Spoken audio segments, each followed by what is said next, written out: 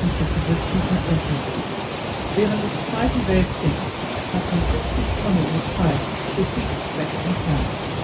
Das Schloss wird hier weiterhin, bis die Verwaltungsbehörde der Town Island Bridge Authority den Besitz 1975 hat. Heute wird das Schloss aufrechterhalten, aber es liegen keine Pläne für die Ausstellung vor. Es steht als Kriegszweck